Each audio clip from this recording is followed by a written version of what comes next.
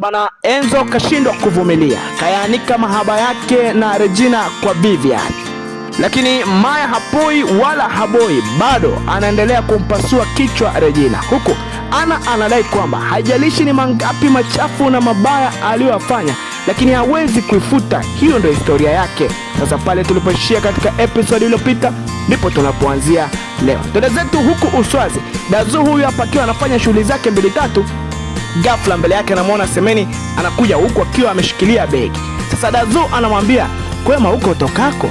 Lakini Semeni anaonekana kutokuwa na furaha kabisa, uso ukiwa umejaa huzuni sana. Sasa Dazu anamwambia, "Wewe mbona unanitisha?" Lakini Semeni bado hasemi chochote, anabaki tu akiwa na hema kwa nguvu, na pumzi hii inaashiria kwamba huko alikotoka sio kwema kabisa. Sasa tutoke hapa twende huku kwa Regina ofisini bana. Huyu hapa anazungumza na simu, anasema, "Yule mtoto anataka kunizoea.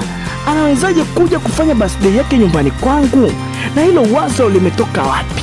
Bwana, wazo la Maya kuja kufanya birthday party nyumbani kwa Regina ikiwa imepitishwa na Patrick linamsumbua sana Regina kichwa, na haamini kwamba hiyo ni kweli, lakini ndivyo ilivyo bana. Regina yuko ofisini akiwa anaongea na simu, anajiuliza sana kwa nini Maya anataka kuja kufanyia birthday nyumbani kwake. Sasa tutoke hapa turudi huku kwenye ofisi ya Ana. Huyu hapa yuko na ndugu yake Billy bwana. Baada ya Billy kumwambia dada yake kwamba haya anayofanya sasa inatosha, lakini Ana anasema haijalishi ni mangapi machafu mabaya, siwezi kuifuta. Hiyo ndio historia ya Ana. Bwana, Ana ana historia mbaya sana na amefanya mambo mabaya sana na machafu ambayo kila siku akikutana na Frankie anamsema nayo. Sasa hayo yanamuumiza sana Billy anaposikia dada yake kwamba anasema kwa mabaya mengi sana, machafu mengi sana ambayo ameyafanya, lakini Ana anaamini kwamba hiyo ni historia yake, hivyo hawezi kuifuta kabisa.